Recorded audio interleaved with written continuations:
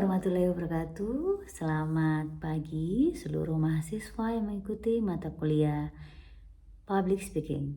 Apa kabar? Baik semua? Ibu doakan kita semua dalam keadaan yang sehat dan selalu dalam lindungan Allah Subhanahu wa taala.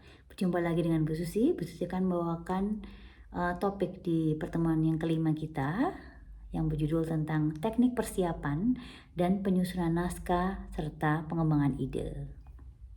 Oke, di topik yang kelima ini ada 3 section yang akan kita bahas.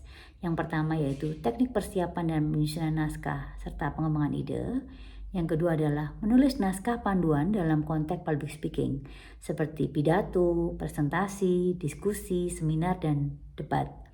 Yang ketiga adalah evaluasi naskah dalam public speaking. Baiklah, siap? Kalau udah siap, kita akan langsung ke section yang pertama. Kita akan bahas tentang teknik persiapan dan penyusunan naskah serta pengembangan ide.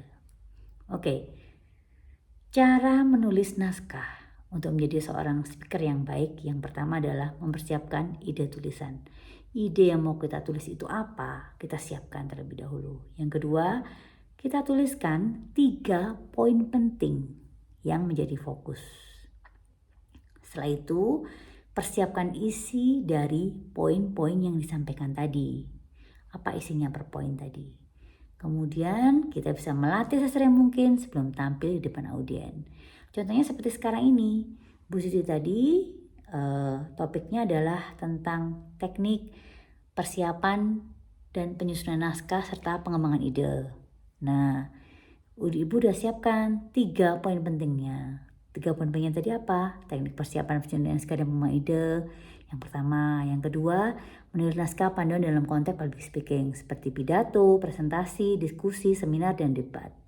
Yang ketiga, evaluasi naskah dalam public speaking. Nah, itu kita tentukan dulu. Paham ya sampai sini ya? Nah, terus bagaimana ini cara mengembangkan ide menulis? Nah, cara mengembangkan ide menulis sebenarnya sangat mudah. Kita bisa sering membaca dan kita juga harus sering menulis.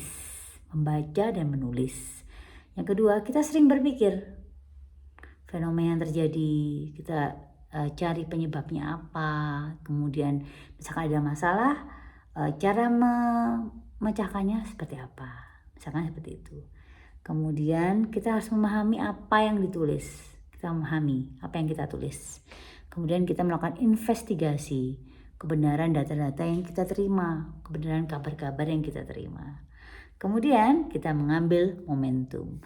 Contohnya yang paling gampang adalah beberapa tahun lalu kita mengalami suatu pandemi di dunia ini ya, pandeminya COVID. Nah, itu kita jadi berpikir kira-kira banyak yang maksudnya tuh yang dipecat, yang di PHK itu banyak.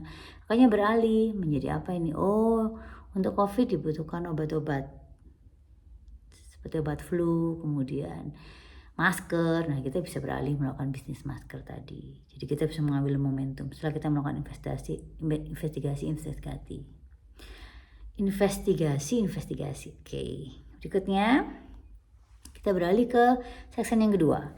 Section yang kedua itu apa? Menulis naskah panduan dalam konteks public speaking. Seperti kita menulis naskah pidato, presentasi, diskusi, seminar, dan debat. Oke, yang pertama, cara menulis naskah pidato. Yang pertama, kita pelajari topiknya terlebih dahulu. Kemudian kita buat kerangka yang menyertakan argumen dan poin utama. Kemudian kita memilih kata pembuka yang menarik perhatian audiens. Kita menghubungkan topik dengan masa yang lebih besar untuk menyediakan latar belakang. Kemudian kita menyampaikan semua poin utama tadi dalam urutan yang logis. Kemudian kita memperkenalkan topik baru dan ringkas materi yang sudah disampaikan. Kemudian kita bisa masukkan transisi untuk memandu audiens. Dan kita akhiri pidato dengan seruan untuk bertindak. Action, misalnya seperti itu. Itu cara menulis naskah pidato. Berikutnya, cara menulis naskah presentasi. Bagaimana caranya? Yang pertama, kita meminimalisasikan dulu jumlah slide-nya. Slide-nya jangan terlalu banyak, tapi cukup poin-poinnya saja yang kita tuliskan di sana. Yang kedua, kita pilih font yang mudah dibaca, misalkan Cambria, misalkan Times New Roman, Calibri, misalkan seperti itu.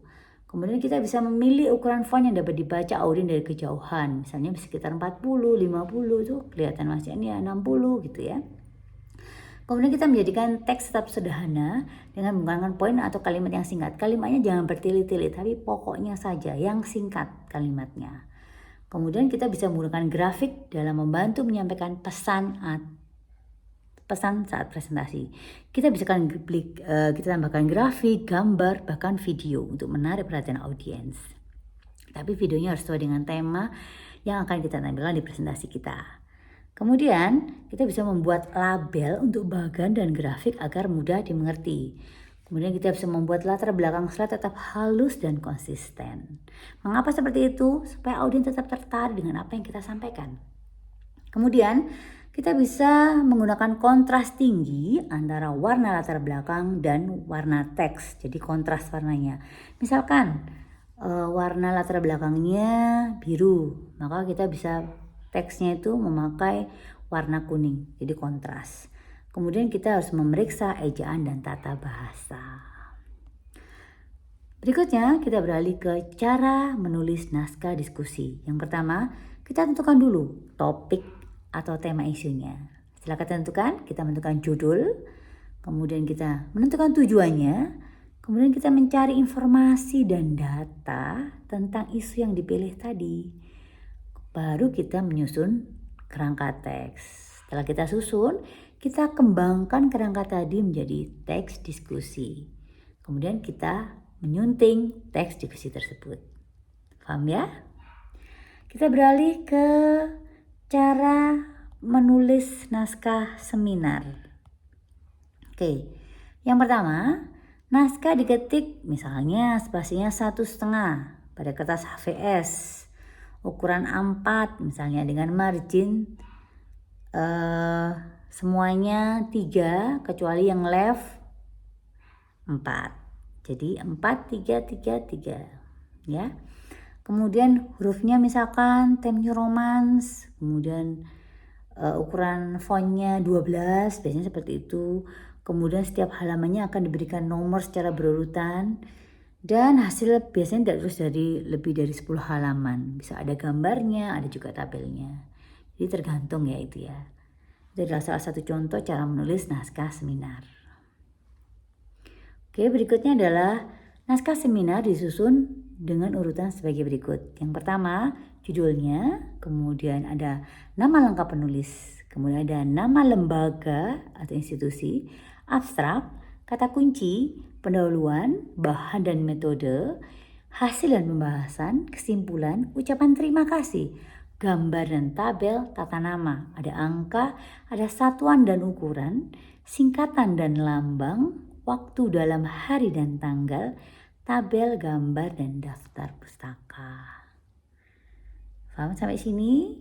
Berikutnya adalah cara menulis naskah debat. Pertama, kita harus melakukan riset. Yang kedua, baru kita membuat rangka dasar. Mengapa demikian? Karena kita perlu mengidentifikasi jenis debat sebelum membuat kerangka. Teliti pertanyaan debatnya. Kemudian kelompokkan seluruh bukti yang sudah ditemukan. Setelah kita melakukan riset, kita baru membuat kerangka dasarnya. Langkah-langkahnya, yang pertama adalah kita mengikuti prinsip pembuatan kerangka untuk memastikan hasil yang rapi dan terstruktur. Yang kedua, kita mulai menyusun kerangka perkenalan atau pendahuluan. Yang ketiga, kita menuliskan argumentasi dalam bentuk pernyataan. Kemudian cantumkan juga bukti-bukti yang relevan, signifikan untuk menunjang argumentasi utama tadi. Kemudian kita mengulangi proses yang sama untuk membuat kerangka setiap argumentasi. Siapkan bantahan untuk menanggapi kemungkinan argumentasi yang bertentangan. Oke, kita beralih ke seksi yang terakhir. Yang terakhir tentang evaluasi naskah dalam public speaking. Mengapa perlu dilakukan evaluasi naskah dalam public speaking? Karena agar satu, terjaga keaslian sumber dengan permasalahan yang ditanganinya. Yang kedua, terjaminnya keorisinalan sudut pandang dan pendekatan yang sudah dilakukan dalam menyampaikan materi tersebut. Yang ketiga, keunikan materi sehingga kegiatan public speaking menghasilkan kesimpulan yang pasti diminati oleh para pendengar yang terkait. Yang keempat, cukup mengetahui kedalaman pendekatan dan ketepatan metodologi materi yang sudah dipakai. Bagaimana? Sudah paham akan yang Ibu terangkan? Oke, Ibu cukupkan sampai sini dulu materi kita di topik yang kelima. Kita akan bertemu di topik yang keenam. Selalu sehat, jaga kondisi. Bye-bye. Wabillahi taufiq hidayah. Wassalamualaikum warahmatullahi wabarakatuh.